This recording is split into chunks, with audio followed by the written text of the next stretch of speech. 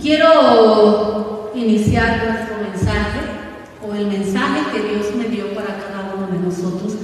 Principalmente lo hemos dicho que el mensaje es para nosotros. Dios nos habla y nos exhorta y nos da palabras de aliento y nos permite palpar las bendiciones de Dios, pero también nos da consejos para que nosotros podamos llevarlo a la vida práctica. Quiero compartir con ustedes un pensamiento que anotamos ahí y dice: la clave está en no mentir, no robar y no ocultar nada. Ese es un pensamiento que Dios me dio en esta semana.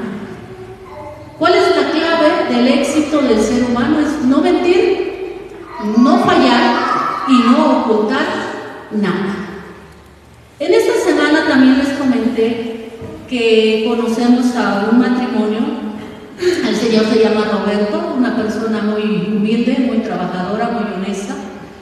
Él es de vocación carpintero, sin embargo él trabaja en una empresa, pero en su casa tiene un taller de carpintería y él estando trabajando en el taller de carpintería, después de haber salido de su trabajo secular, se puso a hacer un mueblecito, pero dio la desgracia que al momento de cortar una madera mete su dedo, su mano, para cortarlo, y las aspas le rebanan todo esto. Le rebanó todo lo que fue el dedo, el tendón. Ahorita está enyesado, no puede trabajar, tuvo que ir al hospital, hicieron todas las cuestiones necesarias. Y el doctor le dijo: ay, buenas vacaciones te vas a aventar y vas a estar cobrando sin trabajar. A lo cual él se puso muy triste porque la empresa no le cubre el gasto, ya que el accidente no lo sufrió dentro de la empresa, sino en su casa. Y en su casa no tiene seguro. Entonces se quedó sin trabajo, se quedó sin empleo y se quedó sin seguro. Y ahorita pues no está trabajando. Su esposa tuvo que entrarle al quite, como decimos, ¿verdad? Y se puso a vender dulcecitos afuera de la escuela. Entonces, en esta semana vi a su esposa y días atrás, la semana pasada, mi niño me dice: mamá, vi a la señora Chayo, así se llama la señora, ¿verdad? Me dice: vi a la señora Chayo, dice, andaba ya por la escuela. Y mi niño estudia pues muy lejos de aquí. Y yo solamente le di otro consejo que hay ahí en una diapositiva que dice: de la gente te podrás esconder, pero de Dios nadie. Y le dije a mi niño: eso es para que veas qué pequeño es el mundo. Y aunque tú estés del otro lado de la ciudad estudiando, yo tengo ojos que te están vigilando y si te portas mal, me lo van a decir.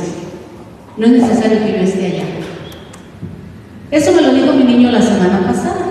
Y en esta semana la señora Chayo fue a la papelería a sacar unos documentos de su esposo porque lo van a mandar a rehabilitación y cosas así.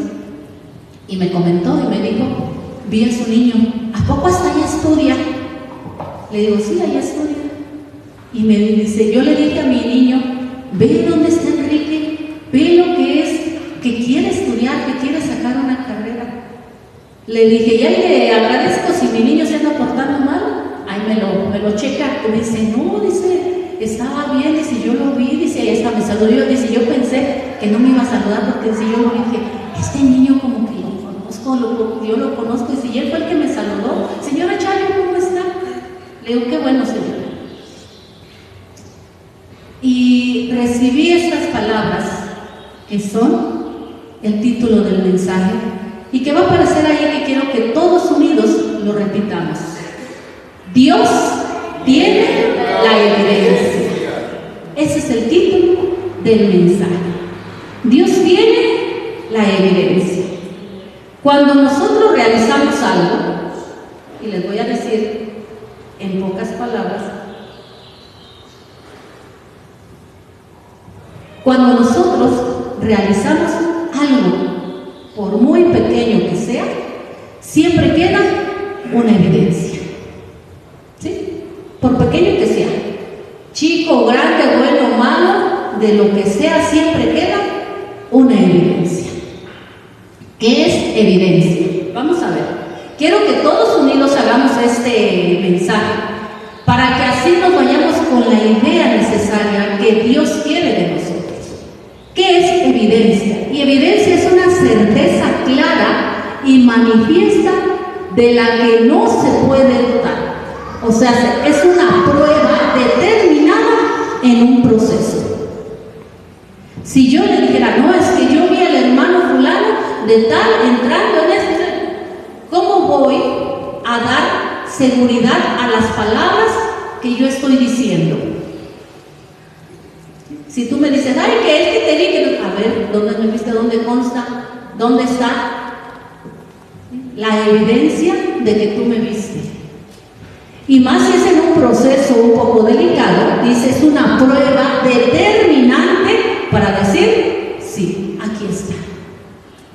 Hace poquito acaba de pasar para los varones la final del fútbol, ¿no?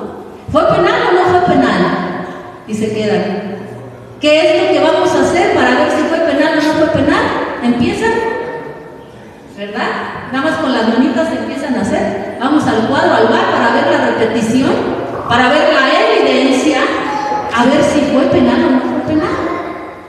Y ahí el árbitro y se pone y ahí en la evidencia en video, porque hay dos tipos de evidencia. Hay una evidencia en lo que es imagen y hay otra evidencia en video. Van hasta lo que le llaman el bar y van a ver y revisan al detenido, ¿sí? Claramente lo revisan, no sé si fue penal, y marcan su penal y siguen su juego, pero checan muy bien la evidencia y dicen, no fue penal, entonces no pasa nada, les anulamos, hacemos esto, lo otro, algunos se enojan, algunos se contentan, ¿verdad? Pero ahí queda registrada la evidencia. Vamos a ver en la palabra de Dios. Vamos a entrarnos en el mensaje para conocer lo que Dios quiere de cada uno de nosotros. Nosotros como cristianos nos regimos por los mandamientos de la ley de Dios. ¿Es así? ¿Cuántos mandamientos son la ley de Dios o componen la ley de Dios? 10 mandamientos. Y déjenme decirles que quien comete pecado transgrede no solamente un mandamiento de la ley de Dios, sino que vamos a ver en esta mañana que no solamente cometemos un delito. Para poder transgredir la ley, a veces nos aventamos hasta 3, 4 mandamientos seguidos y no nos damos cuenta. Pero vamos a descubrirlo juntos. Tenemos conocimiento de un ejemplo en la palabra de Dios del profeta Eliseo. ¿Se acuerdan ustedes del profeta Eliseo?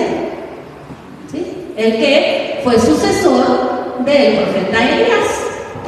Bueno, dentro de la historia bíblica para este tiempo, ya el pueblo de Israel había sido cautivo, se habían llevado a varias personas del pueblo de Israel a lugares extranjeros, ¿sí? Porque pues había sufrido la cautividad.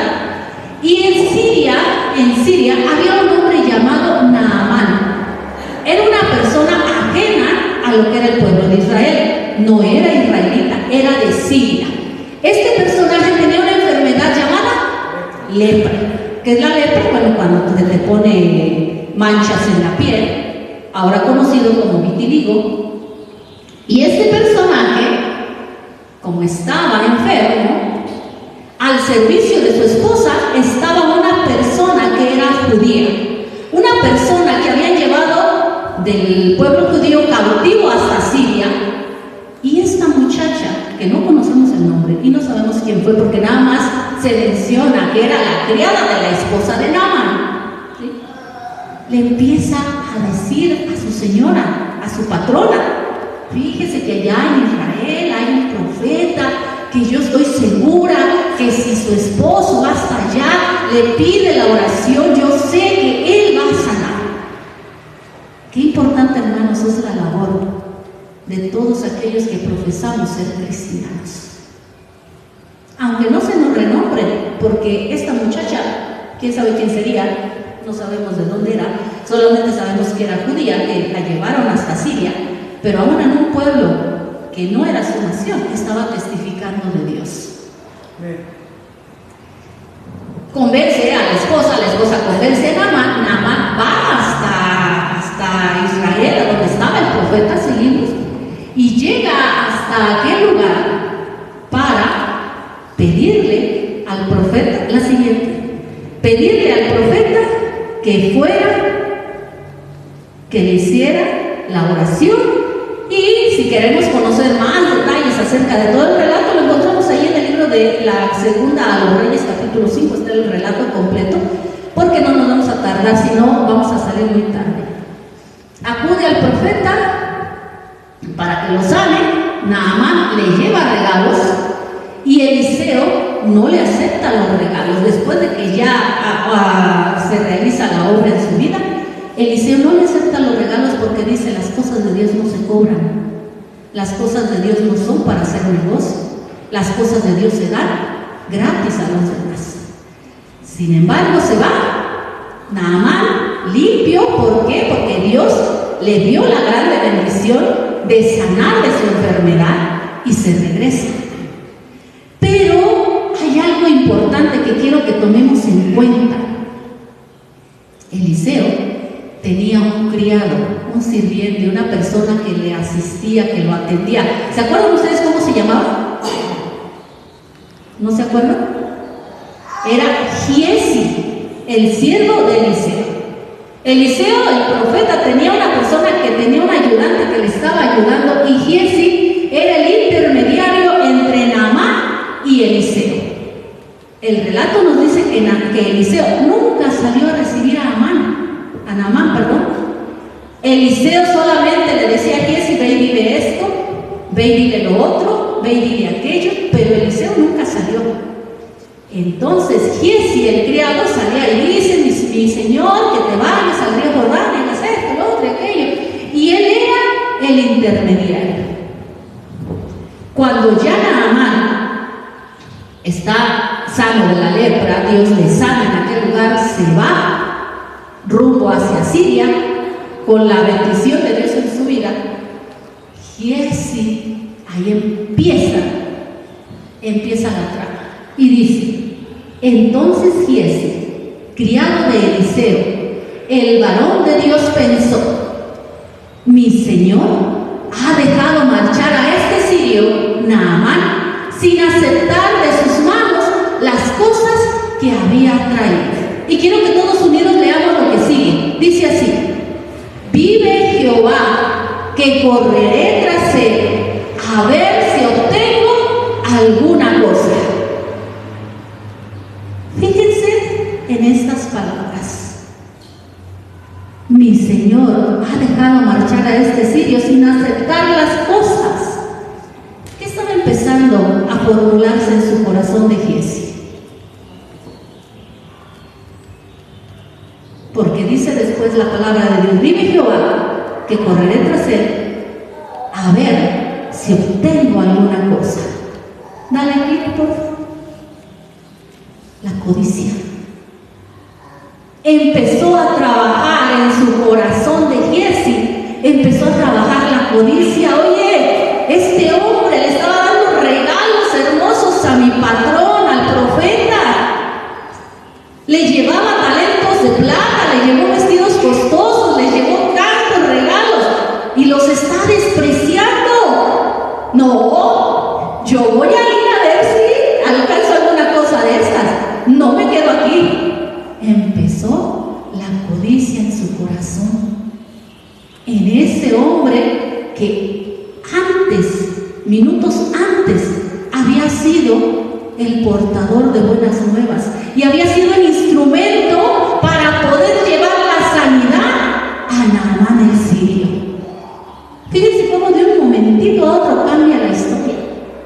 Primero había sido el intermediario para que un hombre pudiera recibir la salud, y en momentos siguientes empieza el enemigo a meterle la codicia en su corazón. ¿Y qué mandamiento es ese? ¿Es un mandamiento de la ley de Dios la codicia? Es el 10º mandamiento que nos dice: no codiciarás. porque el que falla en un punto, falla en toda la ley. Vamos a ver después de la codicia que sigue, porque muchas veces podemos decir, bueno, ahí está la codicia, pero vamos a ver qué más sigue en el relato. Cuando Giezi llega hasta Naamán, porque agarra y se va corriendo y dice, lo voy a alcanzar, Naamán ve que viene Giezi corriendo y se detiene y le pregunta, ¿todo bien? Naamán se espanta y dice, algo pasaría, ¿no? Pues me voy a bajar de mi carruaje y voy a ver qué fue lo que pasó. Y le dice Giezi, ¿todo bien? ¿Todo bien? Él le respondió, pero mi Señor me envía a decirte, chequen muy bien, mi Señor me envía a decirte, acaban de venir a verme de los montes de Efraín 2 jóvenes de los hijos de los profetas, te ruego que les des un talento de plata y 2 vestidos nuevos. Después de la codicia, ¿qué viene aquí? La mentira. Dice, mi Señor envía a decirte, mi Señor, ¿lo había mandado Eliseo? No lo había mandado. Sin embargo, tomó las palabras del siervo de Dios y me envió a decirte. Primero la codicia y luego la mentira. Llegan a involucrar a otro personaje que el otro personaje ni tan siquiera lo había mandado. Y todavía le dice, y que me des ¿cuánto? Que le des un talento de plata y 2 vestidos. Si nos seguimos en la historia, Naamán dijo, no como uno, llévate 2, y llévate más, y llévate esto, y llévate el otro, porque el relato nos dice que aún no podía con tantas cosas Giezi, que Naamán mandó a 2 de sus criados que le ayudaran a llevar las cosas hasta su tienda. Y vamos descubriendo aquel hombre que había sido el intermediario para la sanación de este otro. Vamos a continuar. Y sigue diciendo, cuando ya le dan las cosas, se las lleva, Giezi va y esconde las cosas, porque después de haber codiciado y haber mentido, pues tenía que esconder lo que había hecho. Esconde los 2 talentos, esconde todas las cosas y va y se presenta como si nada hubiera pasado ante el profeta. Imagínense. Dijéramos hoy en la actualidad, ¿verdad que es sinvergüenza? Todavía de que hizo, pero bueno. Entonces entró y se presentó ante su Señor. Y Eliseo le dijo, ¿de dónde vienes, Giezi? Yo le digo a mi niño, cada que llega a la escuela, le digo, ¿cómo te fue, papi? Y yo le he dicho que esa palabra para mí es decirle, aquí estoy, platícame lo que tengas que platicarme. Y le digo, ¿cómo te fue? Y siempre le digo, yo prefiero que me digas las cosas por tu boca a que yo me entere por afuera, porque va a ser muy vergonzoso que yo me entere por afuera que mi niño anda haciendo esto, lo otro, aquello, y que aquí se porta de una manera y en la escuela de otra. Y la palabra, ¿cómo te fue? No es nada más, bien. No, para mí la palabra, ¿cómo te fue? Es que estoy atenta a lo que tú me quieras contar. No, mira, fíjate mamá, que pasó esto, lo otro, aquello, que mi amigo se peleó, que el maestro le dijo, que aquí, que esto, que acá, y nos ponemos a platicar. Y aquí está. Le dice Eliseo, ¿de dónde vienes, Giezi? Nos dan la oportunidad de que recapacitemos, de que nos autoanalicemos. Y todavía le dice Giezi, ¿cómo lo dijo? Tu siervo no ha ido a ninguna parte. Imagínense, todavía hace la codicia, miente, involucra al profeta y todavía le da la oportunidad de que recapacites. Y Giezi, todavía en la soberbia, no va. Tu siervo no ha ido a ninguna parte, yo aquí he estado. Imagínense las cosas. Eliseo, siendo un hombre de Dios, siendo un hombre que estaba dirigido por el Espíritu Santo de Dios, ¿ustedes creen que lo iban a engañar?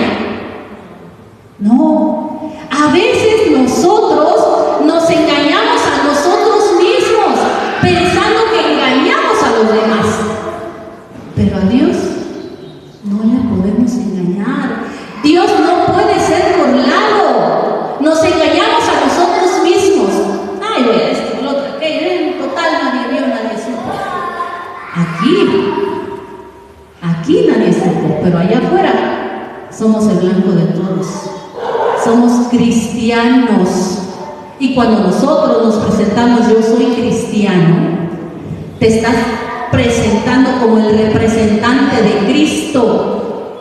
Y allá en el mundo tienen en alto concepto a los cristianos. No, eso es diferente. Ese no es como yo. Los cristianos no toman, no fuman, no dicen mentiras, no es como lo otro, no aquello. Y entonces, ¿cómo quedamos?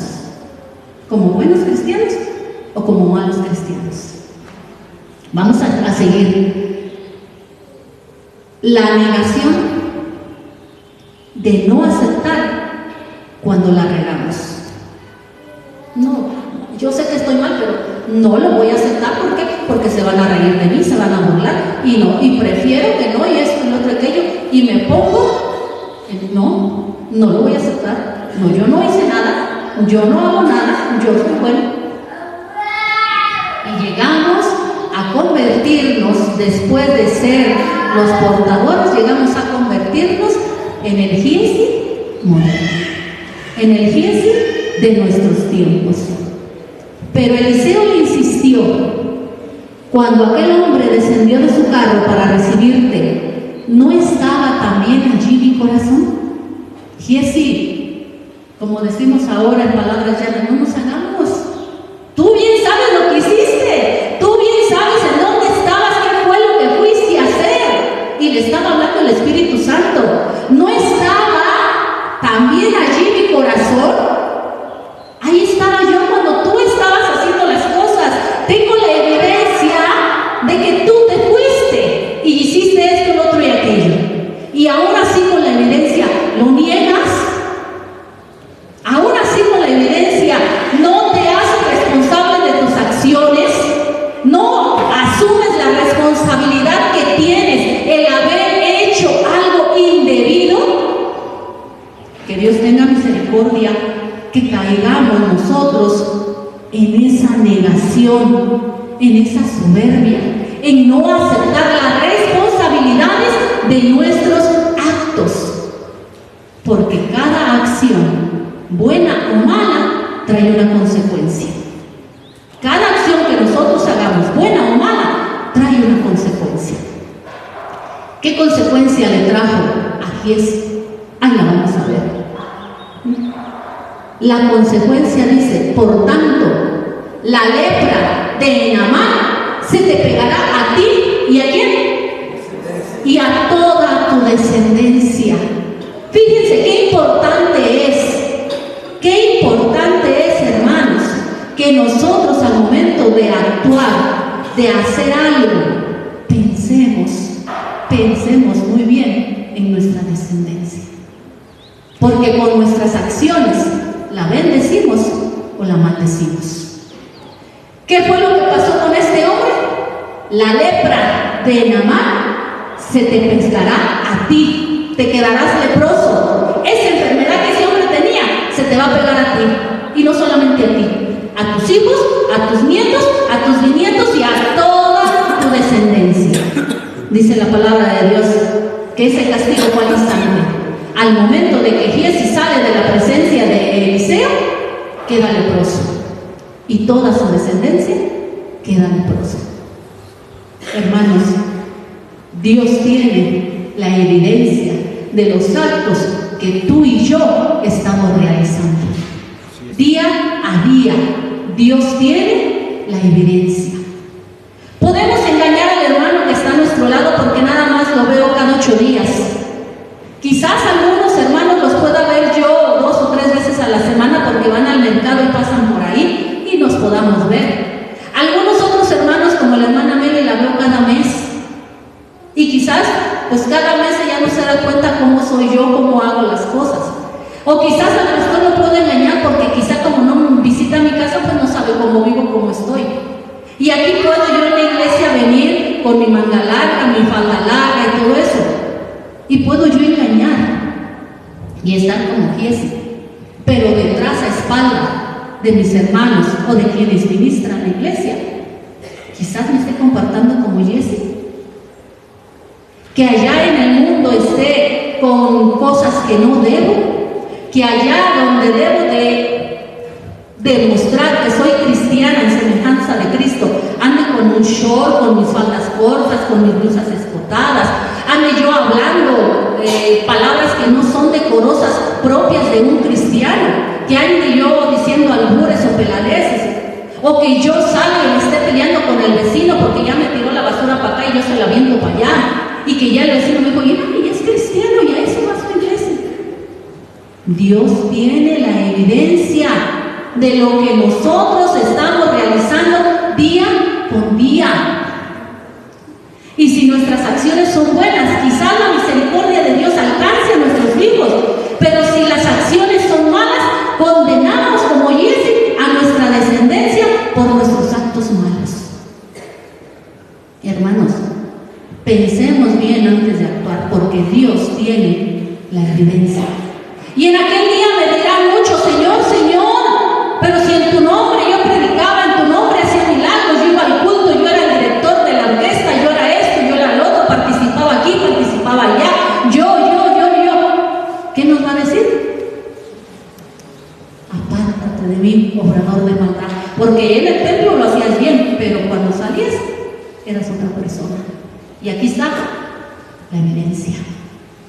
Los libros serán abiertos. Los libros serán abiertos y conforme a nuestras obras seremos juzgados. Hermano, ¿quiere darles evidencia a Dios? Dale evidencias buenas.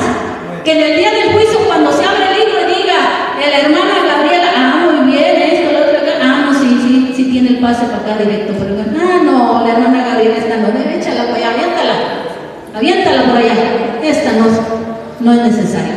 Y su hijo también, órale, para allá también. Es grande la responsabilidad que tenemos nosotros como padres, de poder dejar un buen legado a nuestros hijos.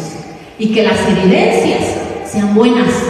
No haya evidencias que en el día del juicio me vayan a poner en ridículo y en vergüenza delante de todo mundo, porque van a ser abiertos los libros. Y yo me imagino, ¿sí? Dicen que eche una a volar la imaginación. Yo me imagino que va a tener una pantallota así grandota, va a decir, a ver, Gabriela García, pásale, mira, aquí estaban haciendo esto, aquí estaban haciendo, mira aquí, y que todo el mundo me esté viendo, y que delante de todo el mundo me dejen en ridículo y en vergüenza. Que Dios nos ayude, hermanos, a comprender este mensaje. Dios me ha hablado a mí y me ha puesto en mucho aprieto de decir, o te vas por la derecha o te vas por la derecha. ¿Sí? Si nosotros somos cristianos, necesitamos ser semejantes a Cristo, porque Dios tiene la evidencia. Dios tiene la evidencia, hermano, no te la voy a dar yo. ¿Sí? Dios tiene la evidencia. Ahí está la evidencia de cómo te comportas en el programa, de cómo te comportas aquí en el templo. Ahí queda la evidencia. Si realmente vienes a lo que vienes, ahí queda la evidencia. Para todo queda una evidencia. Entonces, hermanos, quiero que hagamos una comparación para terminar este mensaje. Quiero que hagamos una comparación y que ustedes la respondan en su corazón, que ustedes se respondan. Vamos a compararnos con el Giesi de antes y el yo. Ponme la siguiente, por favor. El Giesi de antes, ¿sí? El Giesi de antes era el intermediario entre Naamán y Eliseo. Nosotros somos intermediarios entre Dios y la humanidad. Dios nos ha mandado a que nosotros proclamemos las buenas nuevas de salvación. A Giesi le entró la codicia y con eso condenó a su descendencia. ¿Sí? Giesi y al haber actuado a espaldas del profeta, quita la credibilidad de la sirvienta que le dijo a su señora que mandaran a Naamán al profeta para que lo pudiera sanar. Imagínense cómo se sintió aquella muchacha criada de haberle dicho a su patrona, ya, mira, son estos, son buenos, lo otro y aquello, y después enterarse que Giezi andaba haciendo las cosas malas. ¿Cómo quedamos, hermanos? ¿Cómo quedamos si fuéramos el Giezi? Echamos por tierra lo que mi propio compañero está predicando. Tengamos mucho cuidado porque queda la evidencia. La siguiente. ¿Qué podemos codiciar, hermanos? ¿Cómo dice el mandamiento? No codiciarás tu casa, la mujer, siervo, criada, buey, asno o cualquier otra cosa. Hermanos, nosotros no podemos codiciar las cosas que no son buenas para nuestra vida. Sí podemos anhelar. Una cosa es codiciar y otra cosa es anhelar. ¿Sí? Pero si tú estás viendo que una casa no es buena a vida, no la codicies. Si una mujer no es muy buena, no la codicies, porque es pecado. No puedes codiciar las cosas que tienen los demás cuando no son buenos. ¿Sí? Buey o asno en aquel entonces se refería a lo que ahora conocemos como nuestro medio de transporte. Ninguna cosa que sea mal para nuestro organismo. ¿Sí? Anhelamos una casa, sí, ¿por qué? Porque no tenemos un lugar donde vivir y pues anhelamos tener algo propio, pero eso no es codiciar. Quiero que se entienda, una cosa es codiciar, otra cosa es anhelar algo para poder subsistir. Muchas veces dicen que se codician los estudios. Ay, no, es que como él es licenciado, yo quiero también ser licenciado porque me va a pantallar, porque no, yo también voy a ser licenciado. Y a veces estudiamos para competir con las personas. Ah, no, es que tiene un trabajo y que yo también voy a demostrar que tengo un trabajo de esto, aquello. O es que no, es que aquella hermana canta bonito, yo también voy a pasar a cantar para que vean que yo también. No, hermanos, ya les dije, una cosa es codiciar y otra cosa es anhelar el querer agradar a Dios. No codiciemos porque entonces le estamos dando la oportunidad a Satanás que nos lleve por el camino de Giezi, y después de codiciar viene la mentira, y después de la mentira viene la negación, y después de la negación viene el castigo para nuestras vidas. Y al final, la evidencia queda con Dios. Ahí está la evidencia. ¿Sí? Giezi y yo podemos quizás tener muchas similitudes, pero de nosotros depende que la evidencia que dejemos en este camino sea la mejor, sea la buena evidencia para que en aquel día nos diga, vengan benditos de mi Padre a heredar el reino preparado para todos aquellos que hicieron las cosas correctamente. ¿Sí? Coloca la cola, por favor. Giezi era un intermediario, nosotros somos intermediarios ante Dios y el hombre. Le entra la codicia, estamos expuestos a la codicia y a los ataques del enemigo, pero de ti depende cómo quede la evidencia. Y Giezi actúa a espaldas. Nosotros necesitamos cuidar el buen testimonio de cada uno de nuestros hermanos. Que no se diga en la calle, mira, y ese es cristiano, mira, y ese va a la iglesia, mira, y ese es este. No, hermanos. Que nosotros respaldemos el ser cristianos en semejanza de Cristo. Y por lo último, lo que acabamos ya de decir. La base donde fue el mensaje nos dice que no hay nada oculto que no tenga que salir a la luz.